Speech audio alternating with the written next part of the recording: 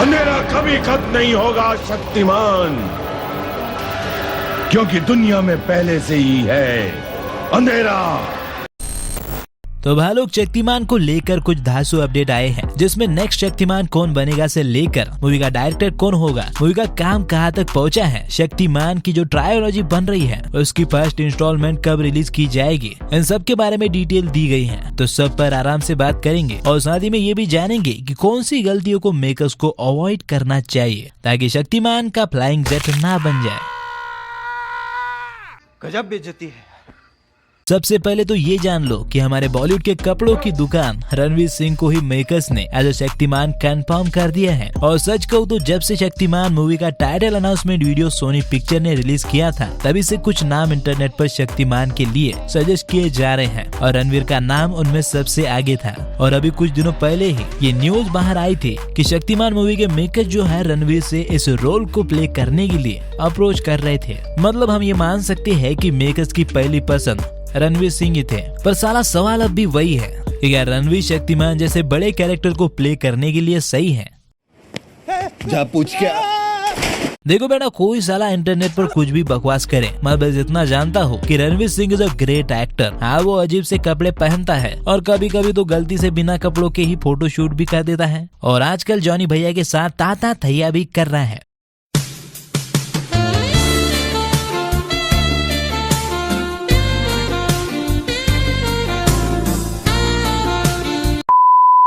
पर ये सब उसकी पर्सनल चॉइस है और इसका उसके शक्तिमान प्ले करने से कोई सीधा कनेक्शन नहीं है। अगर कोई एक्टर किसी कैरेक्टर को बेहतर बना सकता है तो वो रोल उसे मिलना ही चाहिए। और मुझे पर्सनली ऐसा लगता है कि रणवीर का वो एक्टिंग लेवल है जिसे वो शक्तिमान की सीरियस और गंगाधर की फनी पर्सनैलिटी को एक साथ निभा सकता है। आई नो कि बहुत से लोग यहाँ ऋतिक रोशन को देखना चाहते थे, मैं भी देखना चाहता हूँ। अब चलो शक्तिमान का तो ठीक है, लेकिन गंगाधर का क्या? अब ऐसा भी नहीं है कि वो निभा नहीं सकते, पर गंगाधर के रोल में ऋतिक को इमेजिन नहीं किया जा सकता। और यहाँ पर एक समस्या और है, वो पहले से क्रिश के किरदार में हमें दिख चुके हैं और मैं पर्सनली शक्तिमान के रोल में कोई नया चेहरा देखना चाहता हूँ जिसने पहले कभी भी किसी सुपर हीरो का रोल ना किया हो। इसलिए मेरे हिसाब से फिलहाल Ranveer Singh is the best for Shaktimaan. अगर तुम्हें कोई बेटर एक्टर पता है जिसकी उम्र और एक्टिंग ठीक ठाक हो तो कमेंट में जरूर बताना। वैसे खबरों के मुताबिक शक्तिमान मूवी की स्क्रिप्ट लगभग कंप्लीट हो चुकी है, जिस पर पिछले 3 सालों से काम चल रहा था। वही भी इसके डायरेक्टर अपने मिन्नल मुरली वाले बासिल जोसेफ भी होने वाले हैं, जिनके काम पर हम आग बंद करके भी भरोसा कर सकते हैं फिलहाल के लिए।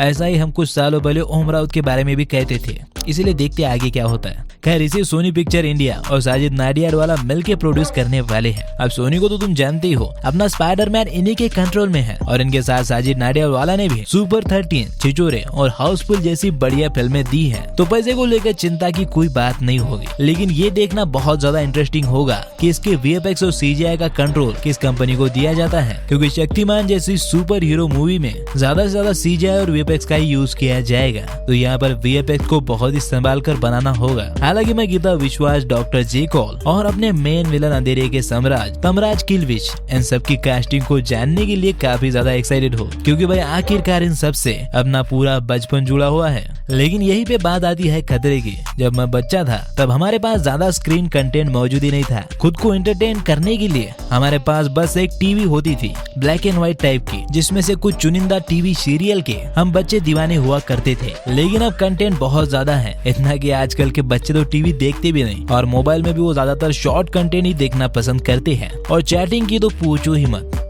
समझ रहे हो ना?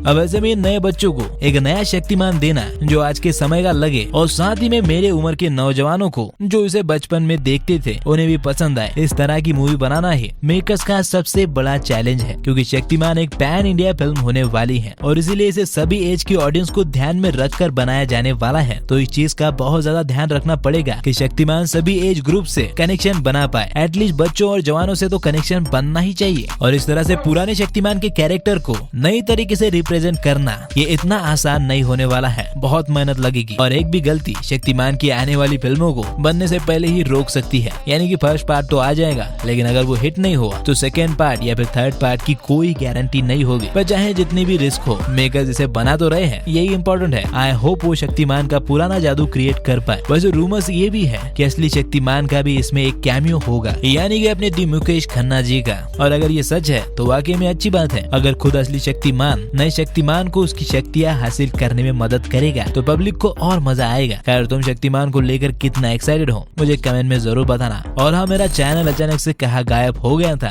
अगर ये जानना है तो ये लेफ्ट वाली वीडियो जरूर देखना। साथ ही में अगर ये वीडियो अच्छा लगा तो इसे लाइक और शेयर जरूर करना और ऐसे ही वीडियोस के लिए चैनल को सब्सक्राइब भी कर देना। तो फिर मैं चलता हूँ, हम मिलेंगे अगली वीडियो में, तब तक आप फिल्में देखो।